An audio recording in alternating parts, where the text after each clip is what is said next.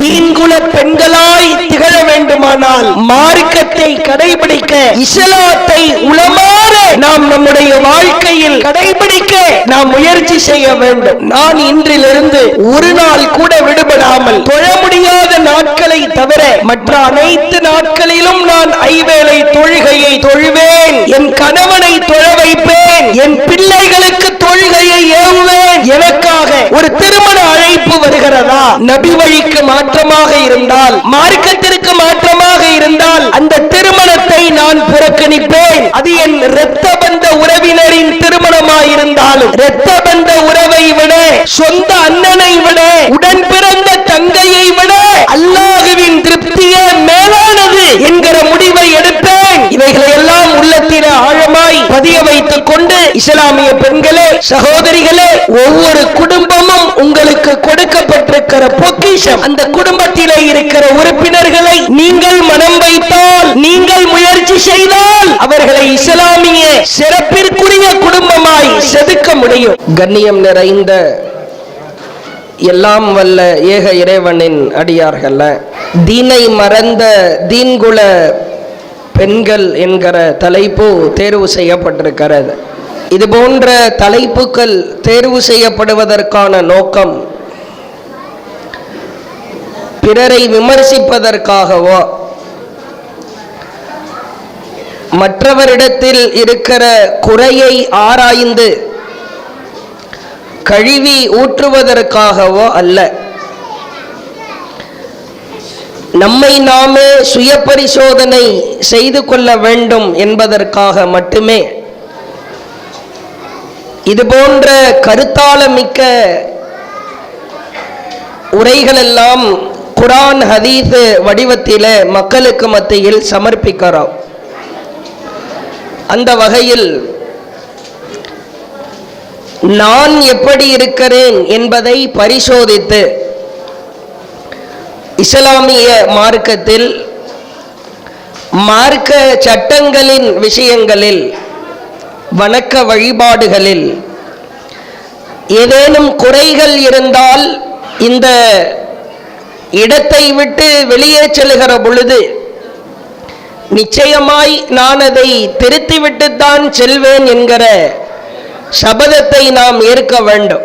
அல்லாஹ் பேரருள் செய்திருக்கிறான். இந்த உலகத்தில் கோடிக்கணக்கான மனிதர்களுக்கு மத்தியில் இஸ்லாமியர்களாய், முஸ்லிம்களாய் நம்மை வாழச் செய்து கொண்டிருக்கிறார். பொதுவாக ஒருவனுக்கு ஒரு அருட்கொடை கிடைக்கவில்லை என்று சொன்னால், யாருக்கு அந்த அருட்கொடை கிடைத்திருக்கிறதோ அவன் பாக்கியசாலியாய் தன்னை கருதி கொள்கிறார். இஸ்லாம் என்கிற அருட்கொடை எத்தனையோ கோடிக்கணக்கான மக்களுக்கு கிடைக்கவில்லை. காஃபிர்களாய் வாழுகிறார்கள், விக்கிரகங்களை வணங்குகிறார்கள். இறைவன் ஒரு இறை தூதரை நல்வழிப்படுத்துவதற்காக மக்களிடத்திலே அனுப்புகிற பொழுது, அந்த இறை தூதரை நாங்கள் சிலுவையில் அறைந்து விட்டோம் என்று சொல்லி அவரை கடவுளின் அந்தஸ்திற்கு உயர்த்தி விட்டார்கள். இத்தனை கோடி மக்களுக்கு மத்தியில் அல்லாஹ் இஸ்லாமிய மார்க்கத்தை நம்முடைய உள்ளத்திலே பதிய வைத்திருக்கிறார். என்னை விட பெரிய பாக்கியசாலி யாரு இருக்க முடியும் அப்படின்ற ஒரு எண்ணமோ சிந்தனை ஓட்டமோ நமக்கு இருக்கலாம். உண்மையாகவே இஸ்லாமிய மார்க்கத்தில் நான் பிறந்திருக்கிறேன் என்பதை விட அந்த தீனை, இஸ்லாத்தை நான் எவ்வளவு கடைபிடிக்கிறேன் என்பதை தான் அல்லாஹ் பார்க்கிறார். ஏனென்றால் அல்லாஹுவின் தூதர் சொன்னார்கள், குல்லு மௌலூதின் யூலது அலல் ஃபித்ரா, உலகத்தில் பிறக்கிற அனைத்து குழந்தைகளும், அது மாடசாமிக்கு பிறந்ததா இருக்கட்டும், குப்புசாமிக்கு பிறந்ததா இருக்கட்டும், சுப்புலட்சுமிக்கு பிறந்ததா இருக்கட்டும், ஜோசப்க்கு பிறந்ததா இருக்கட்டும், அப்துல்லாவுக்கு பிறந்ததா இருக்கட்டும், உலகத்தில் பிறக்கிற அனைத்து குழந்தைகளும் அல் ஃபித்ரா, இயற்கை மார்க்கமாகிய இஸ்லாத்தில் தான் பிறக்கிறது.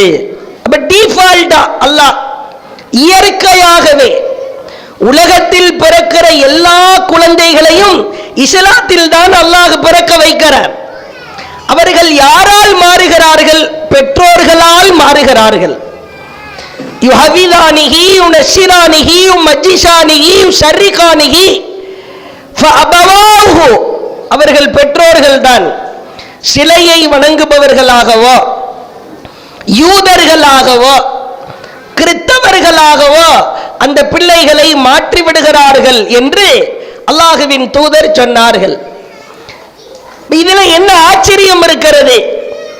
உலகத்திலே பிறக்கிற எல்லோரும் இஸ்லாத்தில் தான். அவர்கள் எதால் மாறுகிறார்கள்? அவர்களின் செயல்பாட்டால் மாறுகிறார்கள். இதை அழுத்தமாய் நீங்கள் பதிய வைக்க வேண்டும். நான் இஸ்லாத்தில் வாழுகிறேன் என்பது பெருமை அல்ல. அது ஒரு வகையில் புகழாய் பெருமையாய் இருந்தாலும் இஸ்லாத்தை நீ கடைபிடிக்கிறாயா? அந்த தீனில் உறுதியாய் இருக்கிறாயா?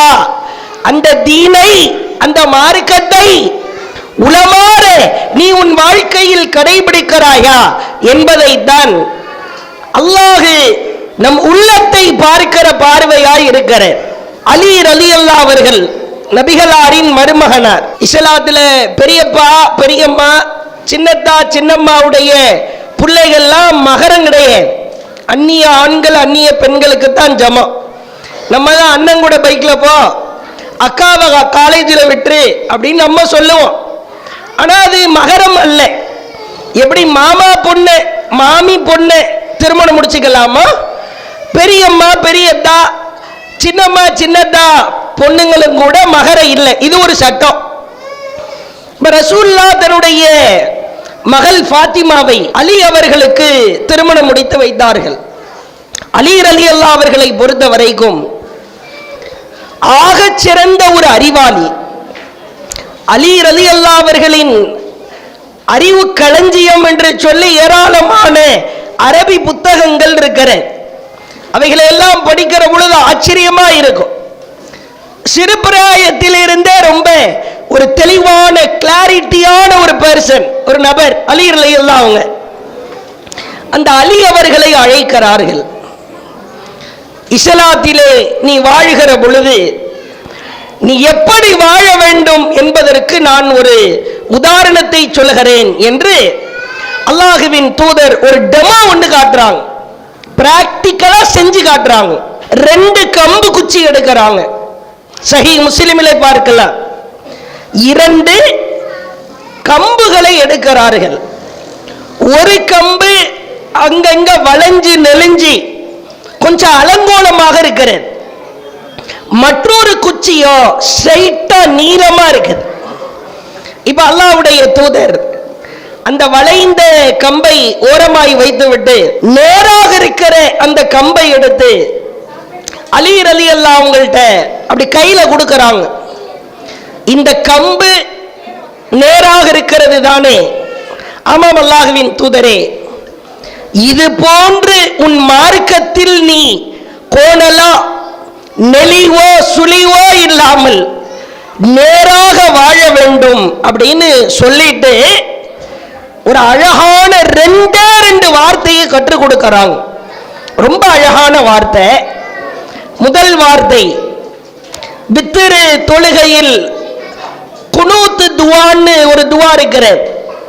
அந்த துஆவை ஆரம்பிக்கிற பொழுது அல்லாஹும் மஹ்தினி ஃபீமன் ஹதைத என்று ஆரம்பிப்போம்.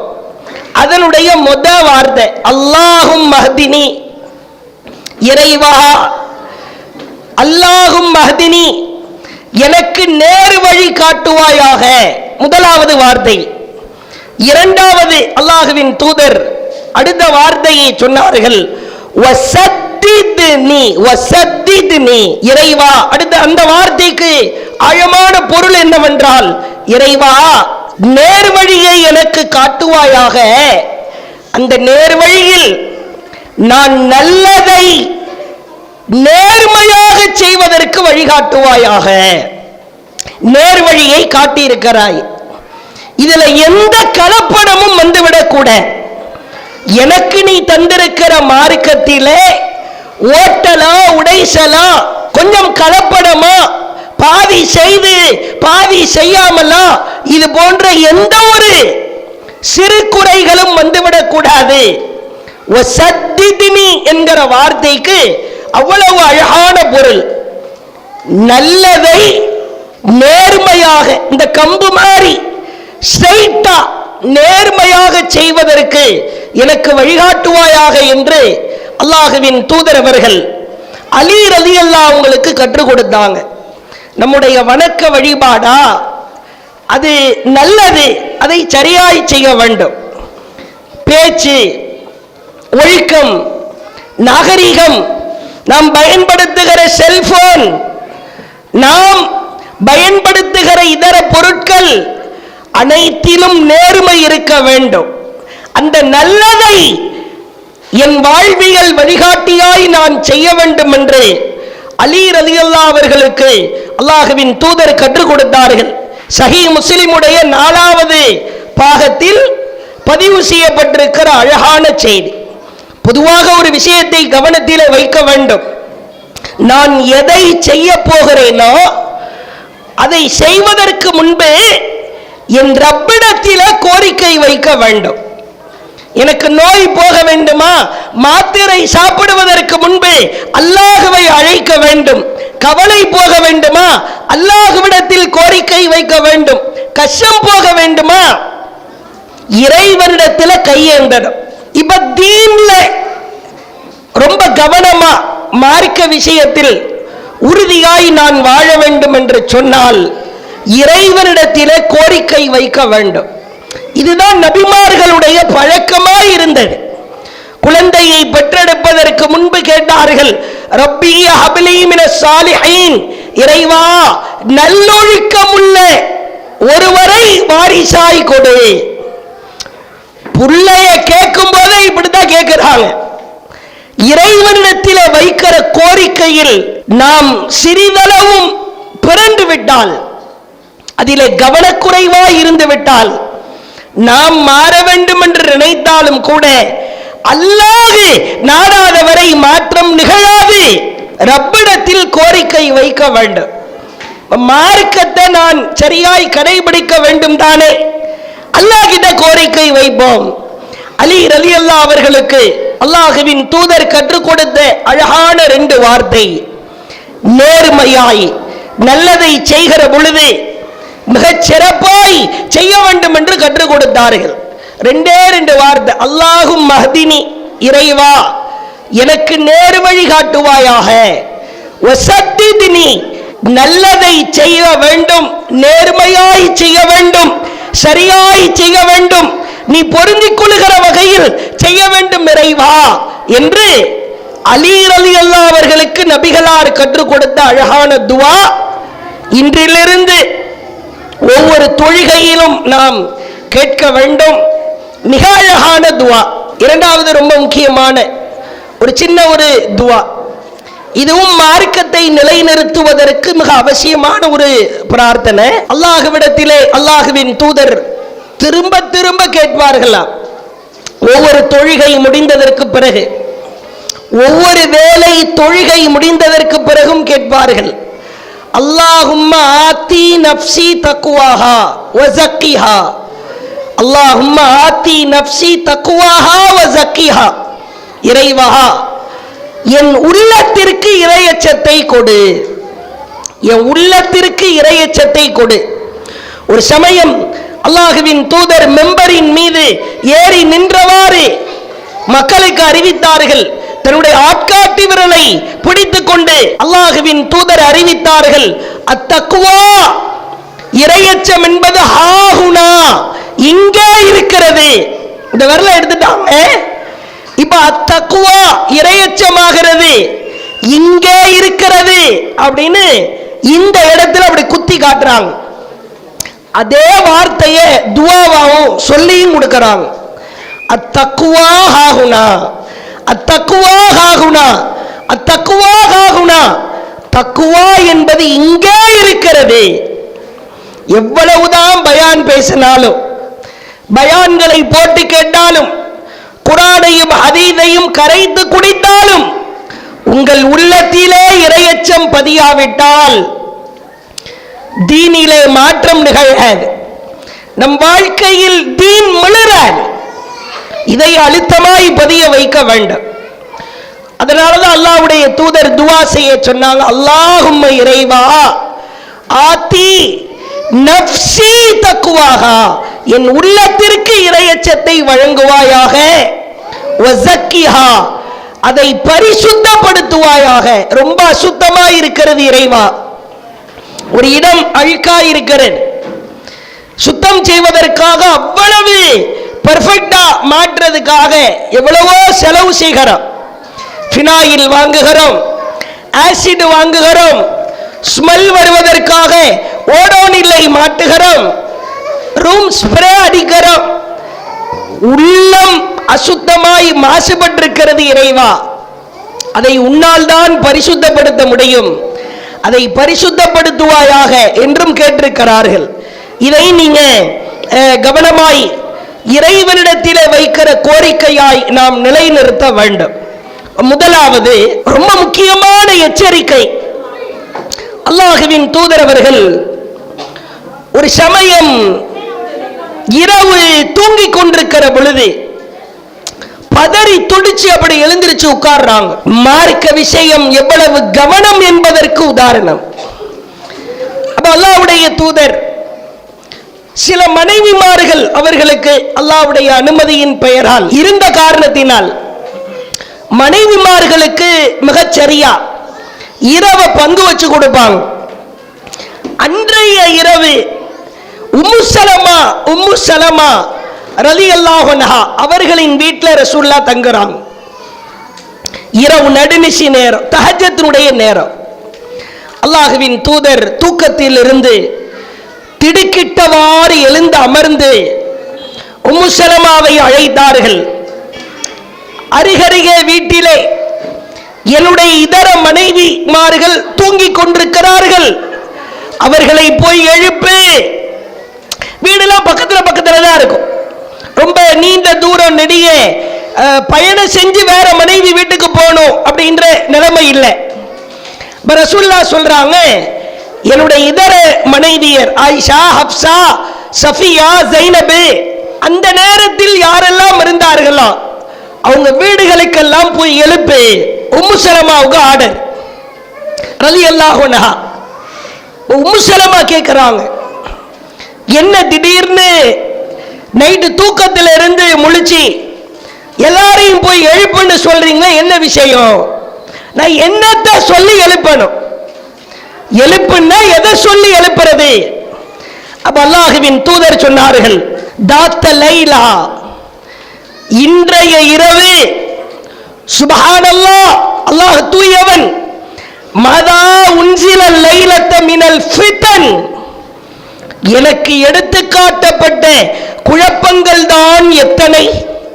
ரசூலுல்லாஹ்வுக்கு ஒரு கனவு ஒண்ணு வந்திருக்குது, அதுல அல்லாஹ் நிறைய குழப்பத்தை காட்டுறான். அடுத்து சொன்னார்கள், ஓ மாதா ஃபுதிஹ மினல் ஹஸாயின், எனக்கு எடுத்து காட்டப்பட்டிருக்கிற அருட்கொடைகள் தான் எத்தனை. அல்லாஹ் குழப்பத்தையும் காட்டுறான், அருட்கொடைகளையும் காட்டுகிறான். சொல்லிவிட்டு சொன்னார்கள், ஐகிது ஷவாஹிபாத்தில் ஹுஜர், அறைகளிலே தூங்கிக் கொண்டிருக்கிற என்னுடைய இதர மனைவியரிடத்திலே போய் சொல்லுங்கள், அல்லாஹ்விற்கு நன்றி செலுத்த சொல்லுங்கள், அலட்சியமாய் வாழ சொல்லாதீர்கள், அவர்களின் வாழ்க்கையை சீர்படுத்த சொல்லுங்கள். சொல்லிவிட்டு சொன்னார்கள், கருப காசியத்தின் ஃபித் துன்யா ஆரியத்தின் ஃபில் ஆகிரா, இந்த உலகத்தில் ஆடைகளோடு அலங்காரத்தோடு வாழ்ந்து கொண்டிருந்த எத்தனையோ பெண்களை அல்லாஹ் மறுமையில் நிர்வாணமாய் நிறுத்துவான்.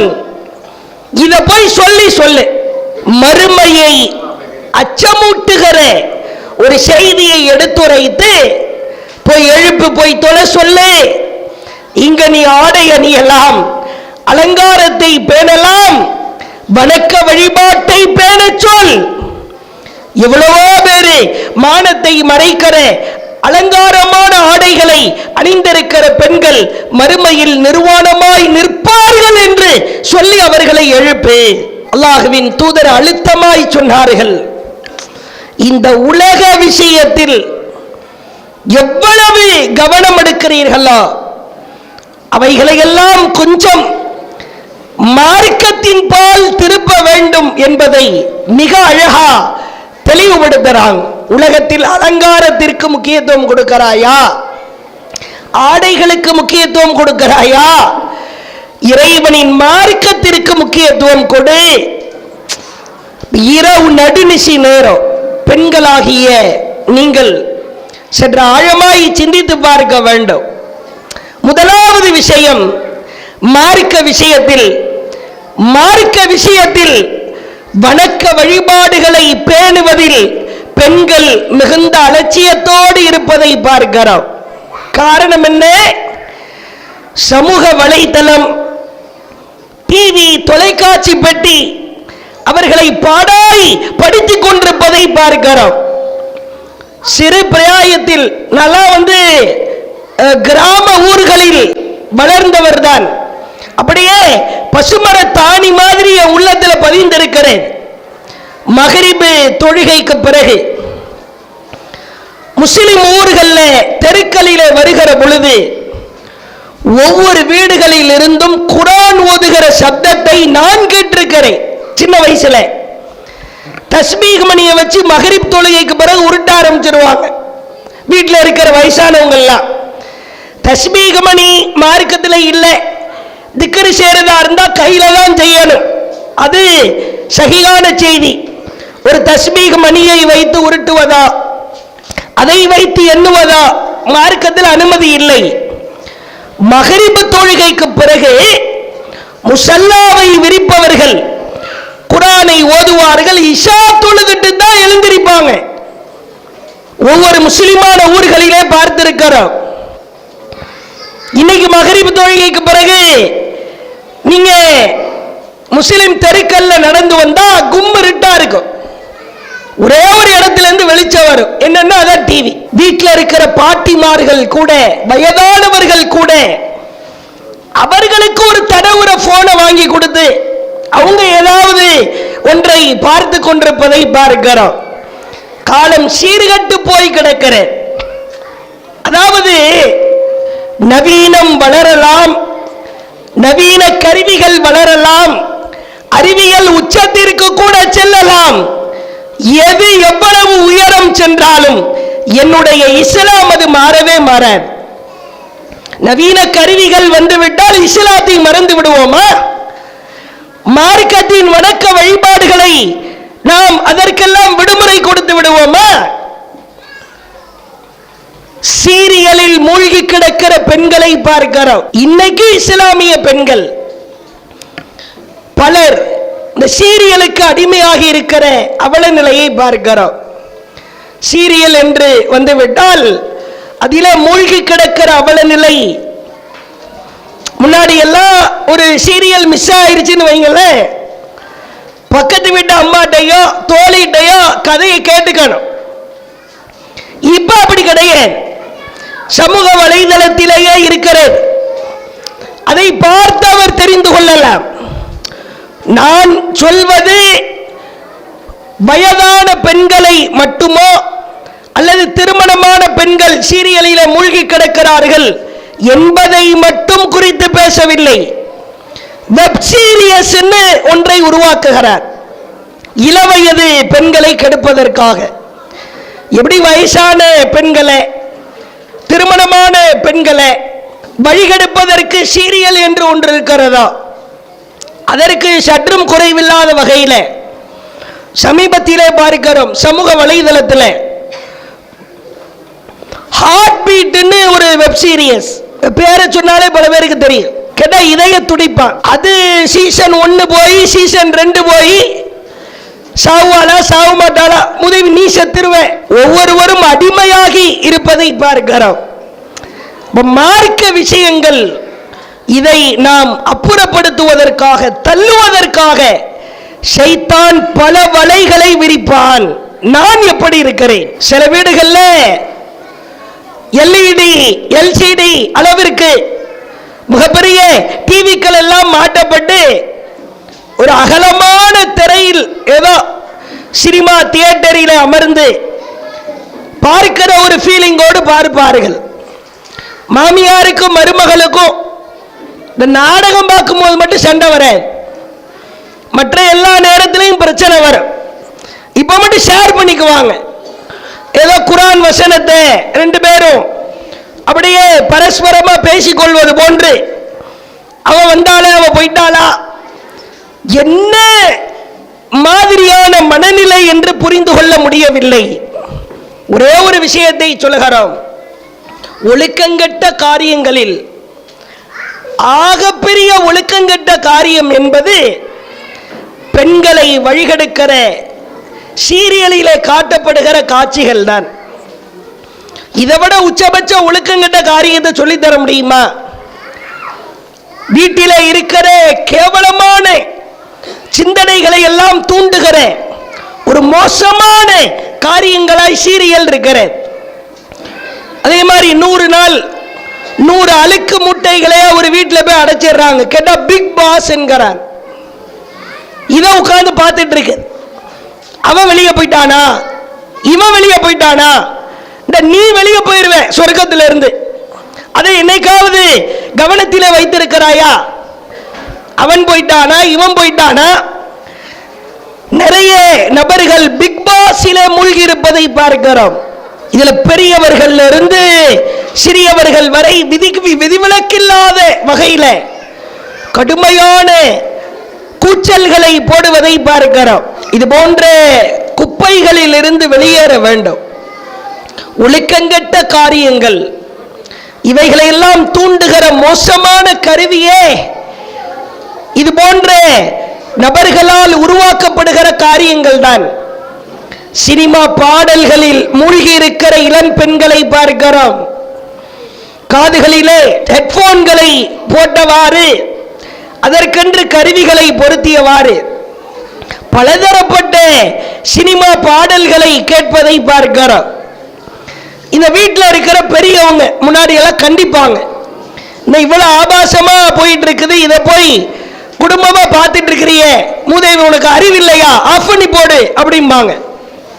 குர்ஆன் எடுத்து ஓது, திக்ர் பண்ணு அப்படின்னு இந்த 60 வயதை கடந்தவங்க எல்லாம் கண்டிச்சு பார்த்தாங்க. என்ன கருமத்தை தான் சொல்றான்னு கொஞ்சோண்டு இந்த அம்மா எட்டி பார்த்துச்சு. இவங்களுக்கே கவலை வந்துரு, நம்மளை கபர்ல மண்ணள்ளி போட்டு மூடுறதுக்கு முன்னாடி இந்த தொடரை முடிப்பானா முடிக்க மாட்டானா, பாதியோட விட்டுட்டு போனா என்ன ஆகிறது, எப்ப நமக்கு உயிர் போகும்னு தெரியலையே.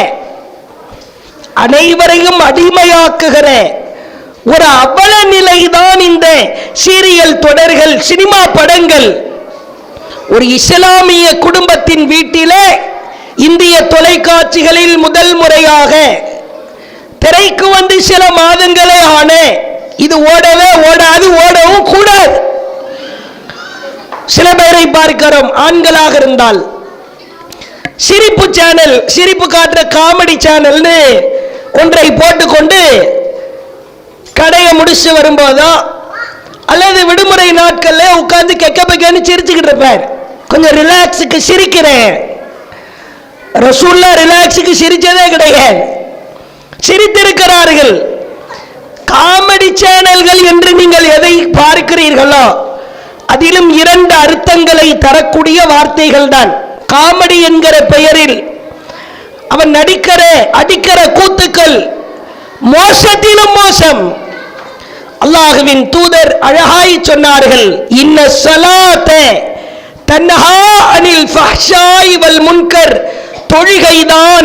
தொழுகைதான் மானக்கேடான காரியத்தை விட்டு உங்களை தடுக்கும் என்று அல்லாஹ்வின் வசனத்தை மானக்கேடான காரியங்கள் செய்கிற பொழுதெல்லாம் நினைவுபடுத்தினார்கள். தொழுகை உன்னை தடுக்கும். தன்ஹா அனில் ஃபஹ்ஷாய் வல் முன்கர், மானக்கேடான காரியத்தை விட்டு தொழுகை தடுக்கும். தொழுது அல்லாஹ்விடத்திலே உதவி தேடு. ஐவேளை தொழுகையிலே பலவீனமாய் இருப்பதை பார்க்கிறோம். அல்லாஹ்வின் தூதர் மரணித்ததற்கு பிறகு உம்மு ஐமன் என்கிற ஒரு பெண்மணி, ரசூலுல்லாஹ் அதிகமா அந்த பெண்மணி வீட்டுக்கு போறது வழக்கம். நபிகளார் மரணித்ததற்கு பிறகு உம்மு ஐமனை சந்திப்பதற்காக அபூபக்கர் ரலியல்லாஹு அன்ஹு உமர் ரலியல்லாஹு அன்ஹு போலான்னு முடிவெடுக்கிறாங்க. இருவரும் போய் பார்த்தால் அந்த தாயார், அந்த ஒரு வயதான மூதாட்டி அழுது கொண்டே இருக்கிறார். அழுக, உச்சமான அழுக. அப்ப அபூபக்கர் ரலியல்லாஹு அன்ஹு ஆறுதல் படுத்துறாங்க.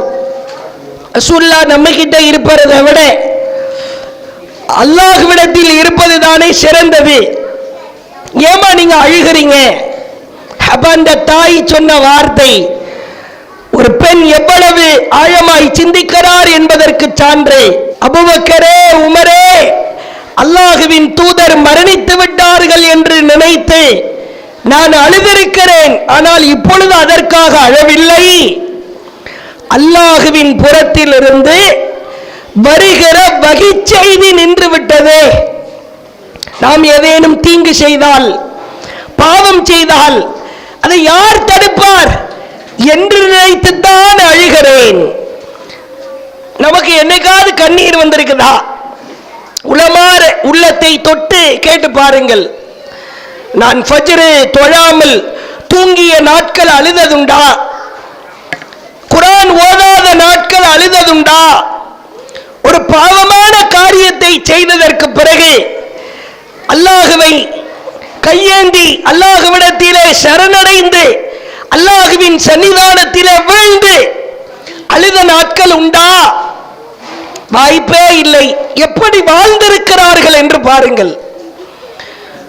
இப்ராஹிம் அலைஹிஸ்ஸலாம், அழகான சம்பவம் நமக்கெல்லாம் தெரியும். இப்ராஹிம் அலைஹிஸ்ஸலாம் அவர்களின் முதலாவது அவர்கள் திருமணம் முடிச்சது அம்மையார் சாரா அவர்களை தான். சாரா அம்மாவோடு ஒரு பகுதி வழியா நடந்து வர்றாங்க. அவ்வாறு வருகிற பொழுது அந்த பகுதியில் இருக்கிற ஒரு கேடுகட்ட ஆட்சியாளர், அரக்க குணம் கொண்ட ஒரு மன்னன் இப்ராஹிமை கையும் களவுமாய் பிடிக்கிறார். அவனுடைய ஒரு கெட்ட புத்தி என்ன அப்படின்னா, அழகான பெண்கள் அவன் பகுதியிலே வாழ்ந்தாலோ இருந்தாலோ வசித்தாலோ கடந்து சென்றாலோ பயணித்தாலோ அவர்களை அபகரிக்காமல் விடமாட்டான். இது அந்த கேடுகட்ட மன்னனின் ஒரு குரூர சிந்தனை. இப்ராஹிம் அலைஹிஸ்ஸலாம் அவர்கள் தன்னுடைய மனைவி சாரா அம்மாவோடு வர்றாங்க. வந்தா இப்ராஹிமை அழைக்கிறான் மன்னன். யார் அவர்? இப்ராஹிம் அலைஹிஸ்ஸலாம் சொன்னார்கள், என்னுடைய சகோதரி என்றார்கள். நீ போ அப்படின்னு இப்ராஹிம் அலைஹிஸ்ஸலாமை அனுப்பி வைக்கிறான். ஒரு கட்டத்தில் இப்ராஹிம் வெளியே வந்து மனைவியிடத்திலே சொல்கிறார், சாராவே, உன்னை சகோதரி என்று சொல்லி இருக்கிறேன்.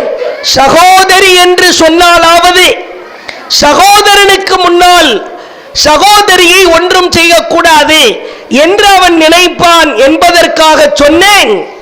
என்னை பொய்ப்படுத்தி விடாதே. உள்ள போனா அவன் எதையுமே விசாரிக்கல. சாரா அம்மையாரை பார்த்தவுடன் அவரை நெருங்க முற்படுகிறான். தவறான விஷயத்தை செய்வதற்கு நெருங்குகிறான். அவ்வாறு நெருங்குகிற பொழுது சாரா அம்மையார் செய்த அழகான அழகான காரியம் நமக்கெல்லாம் படிப்பினை. மார்க்கத்தை எவ்வளவு அழகாய் கடைபிடித்திருக்கிறார்கள் என்பதற்கான சான்று. அருகிலே ஓரமாய் எவ்வளவு சிந்திக்கிறாங்க பாருங்க. ஓரமா தண்ணி இருக்குது. அந்த தண்ணி எடுத்து அவர்களுக்கு சொல்லிக் கொடுக்கப்பட்ட முறையில் ஒளி செய்கிறார்கள். ஒளி செய்துவிட்டு அந்த இடத்திலேயே தொழ ஆரம்பிக்கிறார்கள். தொழுகன்னா நம்மள மாதிரி தக்பீர் கட்டுறது, ருக்கூக்கு போறது, சமி அல்லாஹு லிமன் ஹமீதா அப்படி இருக்க. ஒவ்வொரு சமூகத்திற்கும் தொழுகையில வித்தியாசம் உண்டு. சில பேருக்கு கையேந்தி பிரார்த்திப்பது தொழுகை, சில பேருக்கு தலையை கீழே வைப்பது மட்டும் தொழுகை. உடனே தொழுக ஆரம்பிக்கிறார்கள். அந்த இடத்துல அல்லாஹ் கிட்ட கேட்கிறாங்க, ஃபகாமத் தவல்லா வ துஸல்லி ஃபகாலத் அல்லாஹும்ம இன் குன்த ஆமன்து பிக்க, இறைவா நான் உன்னை நம்பி இருக்கிறேன், ஒபி ரசூலிக்க உன் தூதரை நம்பி இருக்கிறேன், ஃபலா துஸல்லித் அலையல் காஃபிரே இந்த காஃபிரை என் மீது சாட்டி விடாதே இறைவா. உடனே அந்த காஃபிர் கைகால் எல்லாம் இழுத்தடிக்கப்படுகிறான், அப்படியே ஒன் சைடு அடி வாங்குது. இவங்க செஞ்ச துவாவை அவன் பார்க்கிறான். உடனே இவர் செய்ததுதான் பழித்து விட்டதா என்று நினைத்து கெஞ்சுகிறான். இல்ல உன்னை நான் நெருங்க மாட்டேன், நீ எப்படி கேட்டாயோ அது மாதிரி ஒரு இறைவன் திரும்பவும் கேளு, என்னை அவன் காப்பாற்றட்டும் என்று அவன் கெஞ்சுகிறான். சாரா அம்மையார் மீண்டும் கேட்டார்கள், இறைவா ஃபகுத்த ஹத்தா ரகத பி ரிஜ்லி இவன் செத்துட்டா கொலப்பலி ஏ மேல விழுந்துரும், இந்த காஃபிரை கொன்ன பாவம் எனக்கு வேணாம் இறைவா, அவனை ரிலீஸ் பண்ணி விட்டுரு அப்படின்னு துவா செய்யறாங்க. அல்லாஹ் மீண்டும் இழுத்தடிக்கப்பட்ட கை கால்களை எல்லாம் அல்லாஹ் சரி செய்கிறான்.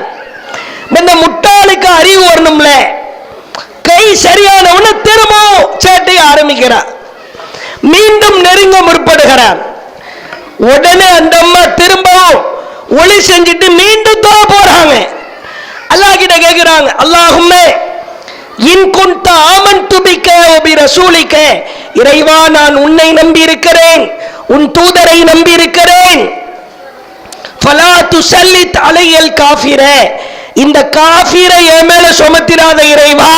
மீண்டும் கை கால்கள் எல்லாம் இழுக்கப்படுகிறேன். திரும்பவும் கெஞ்சுறா, இல்ல விட்டுரு, இனிமே நான் உன்னை நெருங்க மாட்டேன். திரும்பவும் துவா செய்றாங்க, இறைவா இவன் செத்து போயிட்டா பழி என் மேல விழுந்துரும், விட்டு இறைவா. சரியாக்கப்படுகிறேன். இன்னும் இந்த கிறுக்கனுக்கு புத்தி வேலை செய்யல, மூணாவது நெருங்க வர்றா. மீண்டும் பிரார்த்தித்தார்கள். அப்பொழுதுதான் அந்த காஃபிருக்கு புரிந்தது, இவர் இறைவனை நம்புகிறார், அந்த இறைவன் உதவி செய்கிறான். பிறகு அவரிடத்திலே ஒரு அடிமையாய் இருந்த ஹாஜர் அவர்களை கையில கொடுத்து விட்டு இவரை கூட கூட்டு போயிரு, அன்பளிப்பா வச்சுக்கொண்டு அந்த மன்னர் அனுப்பி வைத்தான் என்கிற செய்தியை பார்க்கிறோம். தொழுகை உங்கள் மானத்தை காப்பாற்றும், உங்கள் மார்க்கத்தை மெருகேற்றும், உங்கள் கஷ்டத்தை கவலையை போக்கும். ஐவேளை தொழுகையில் நாம் அலட்சியமாய் இருக்கலாமா? சற்று ஆழமாய் சிந்தித்து பாருங்கள். நிறைய பெண்கள் ஃபஜ்ரே தொழுகிறது இல்லை, தொழக்கூடாத நாட்கள் என்று இருக்கும். அதை தவிர்த்து மற்ற நாட்களிலே ஃபஜ்ர் தொழுகையை பேணுகிறோமா? அல்லாஹ்வின் தூதர் சொன்னார்கள், எவர் ஃபஜ்ர் தொழுது விட்டாரோ ஃபஹுவ ஃபீ திம்மத்தில்லாஹ் அவர் அல்லாஹ்வின் பொறுப்பிற்கு கீழ் வந்து விட்டார். உன்னை பொறுப்பெடுப்பது அல்லாஹ். சொல்லிட்டு ரசூலுல்லாஹ் சொன்னாங்க, அல்லாஹ் பொறுப்பெடுக்கிறான் என்று தெரிந்ததற்கு பிறகு அந்த தொழுகையை யார் அலட்சியப்படுத்துவாரோ அவரை அல்லாஹ் கேள்வி கேட்காமல் விடமாட்டான். சஹீஹ் முஸ்லிமிலே பார்க்கிறோம். 7 மணிக்கு எழுந்திருச்சு காலையில சாப்பாடு, மதிய சாப்பாடு, யூனிஃபார்ம் போடுறது, பெண் பிள்ளையா இருந்தா தலைக்கு ரிப்பன் கட்டுறது, பின்னுறது, இவ்வளவு வேலை பார்க்க முடியும். ஆனால் ஒரு 5:30க்கு எழுந்து தொழ முடியல.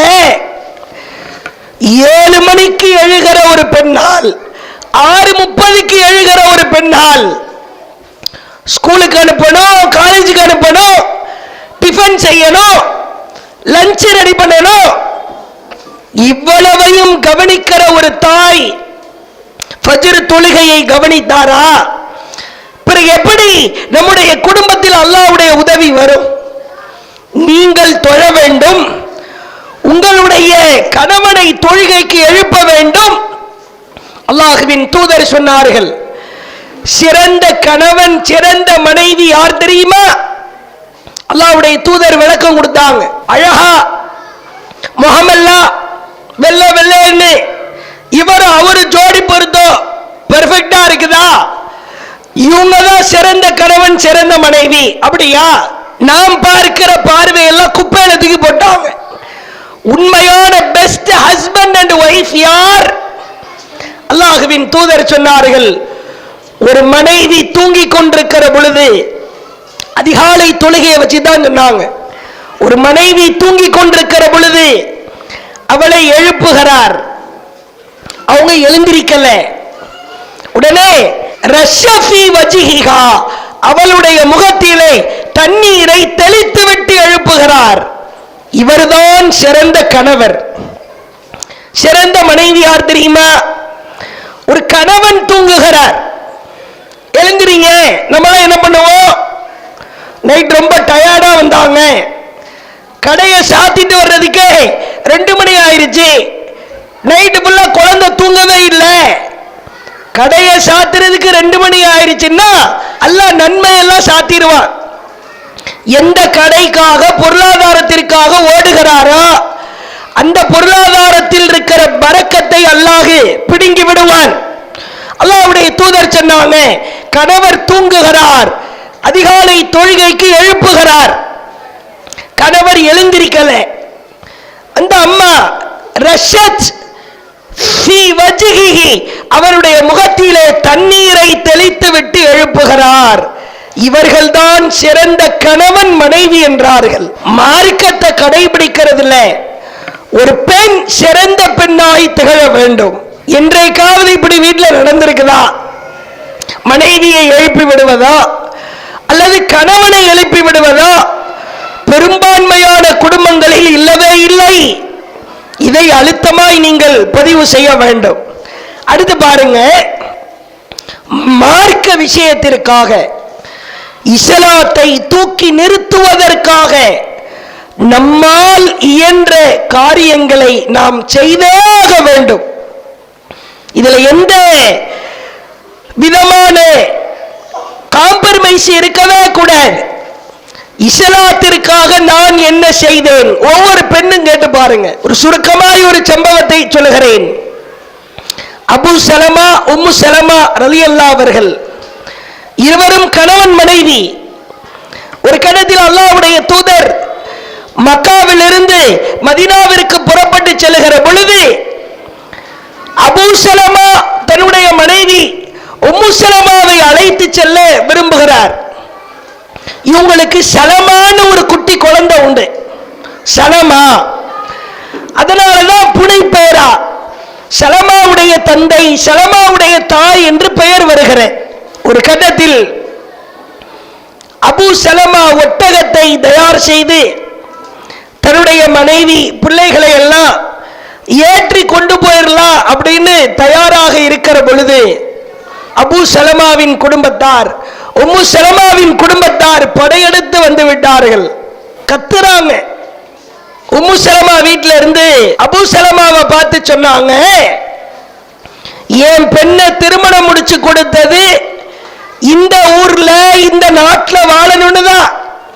நீ ஊர் ஊரா அழைச்சி போனோம்னா அதற்கு நாங்கள் அனுமதிக்க மாட்டோம். உம்மு சலமாவை பிடிச்சு இழுத்து கையகப்படுத்துறாங்க. குட்டி குழந்தை. அடுத்து பாருங்க சோதனை. அபு சலமாவின் குடும்பத்தார் அந்த குழந்தையை பிடுங்கியவாறு, நீ போனா போய்க்கோ, இது எங்கள் வாரிசு, நாங்கள் இந்த குழந்தையை விட்டு தர மாட்டோம். உம்மு சலமாவை அவங்க வீட்டில் இழுத்துட்டு போயிட்டாங்க. குழந்தைய அபு சலமா வீட்டில் பிடுங்கிட்டு போயிட்டாங்க. அபு சலமா மட்டும் நிற்கிறார். மனம் தளராமல் தைரியத்தோடு துணிச்சலோடு மக்காவில் இருந்து மதீனாவிற்கு ஹிஜ்ரத் செய்கிறார். அடுத்து நடக்கிற நிகழ்வை பாருங்கள். உம்மு சலமா அவர்களே இதை விளக்குறாங்க.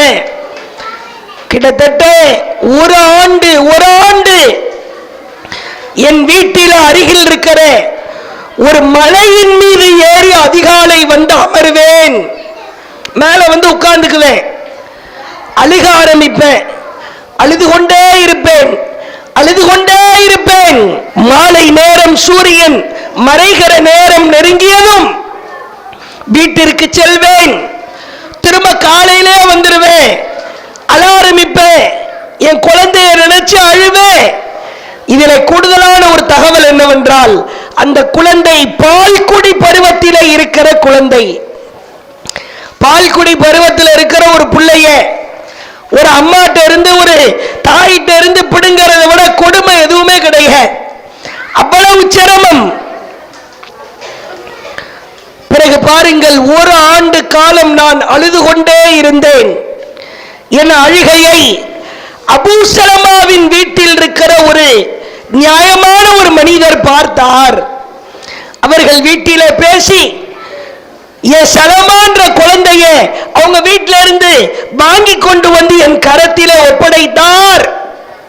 பிறகு என் வீட்டிற்கு தெரியாமல் ஒட்டகத்தை நானே ரெடி செய்து தயார் செய்து நானும் என் குழந்தையும் மட்டும், நானும் என் பிள்ளையும் மட்டும் ஹிஜ்ரத் செய்வதற்காக புறப்பட்டோம். எவ்வளவு பெரிய தியாகம் என்று பாருங்கள். தனியா பச்சை குழந்தையோட ஒட்டகத்தில் இந்த அம்மா கிளம்புறாங்க. அல்லாஹ் ஒரு உதவியாளரை அனுப்பி வைக்கிறான். அவரை சொல்றார், உம்மு சலமாவை சொல்றாங்க, உஸ்மான் பின் மதூன் என்கிற ஒரு நபித்தோழரை அல்லாஹ் எனக்கு உதவியாய் அனுப்பி வைத்தான். உஸ்மான் பின் தல்ஹா என்று மற்றொரு அறிவிப்பில் வருகிறது. அவர் ஒட்டகத்தின் பாதுகாவலராய் என்னை மதீனா வரை அழைத்து சென்று என் கணவரிடத்தில் ஒப்படைத்தார். அல்லாஹ்வின் மார்க்கத்திற்காக அபூ சலமாவின் குடும்பத்தார் கொடுத்த துன்பங்களிலேயே உச்சகட்ட துன்பம் இதுவாகத்தான் இருந்தது. நான் அவ்வளவு சிரமத்தை அனுபவித்தேன். மார்க்க பிடிப்பை பாருங்கள், அந்த வெறி, மார்க்கத்தில் இருக்கிற வெறி. நம்ம எல்லாம் கல்யாணம், சாப்பாடு, பிரியாணி, தால்ச்சான்னா வெறி எல்லாம் காத்துல பறந்து போயிருது. மார்க்கத்திற்கு மாற்றமான ஆடம்பரமான திருமணமோ, மார்க்கத்தை குழி தோண்டி புதைக்கிற அனாச்சாரமான திருமணமோ, அதிலெல்லாம் பல பெண்கள் கலந்து கொண்டிருப்பதை பார்க்கிறோம். மார்க்கத்திற்காக நான் என்ன செய்தேன்? என் குடும்பத்திலே கண்களுக்கு முன்னால் தெரிகிற அனாச்சாரமான திருமணத்தை தட்டி கேட்டேனா? பெண் வீட்டு சாப்பாடு அதை தடுத்து நிறுத்தினேனா? என்னுடைய தாயோ, என்னுடைய தந்தையோ, என்னுடைய மாமனாரோ, மாமியாரோ, நாத்தனாரோ மார்க்கத்தை கடைபிடிக்காமல் வாழ்ந்தால் நான் என்ன செய்வேன்? யோசித்து பாருங்கள். இறுதியா ஒரே ஒரு செய்தி. அல்லாஹ்வின் தூதருடைய மகளார் ஸைனப் ரலியல்லாஹு அன்ஹா தீனுக்காக, மார்க்கத்திற்காக எவ்வளவு சிரமத்தை அனுபவித்தார் என்பதற்கு சான்று. ரசூல் ஸல்லல்லாஹு அலைஹி வஸல்லம் அவங்க ஸைனப் ரலியல்லாஹு அவர்கள அபுல் ஆஸ் என்கிற ஒரு நபருக்கு திருமணம் முடிச்சு கொடுத்தாங்க. இவர் ஒரு வகையில ரசூலுல்லாஹ்வுக்கு சொந்தக்காரர், உறவினர். அபுல் ஆஸ் இஸ்லாத்திலே இல்லை. பத்ர் போர் முடிகிறது. பத்ர் போர்ல எதிரிகள் அணியில அபுல் ஆஸ் இருக்கிறார், மருமகன் இருக்கிறார். பத்ர் போர்ல தோற்றுவிட்டதற்காக அல்லாஹ்வுடைய தூதர் பிணை கைதிகளிடம் ஃபைன் வாங்கினாங்க. ஏதாவது பொருளை கொடு, ஈட்டு தொகை கொடுன்னு கேட்டாங்க.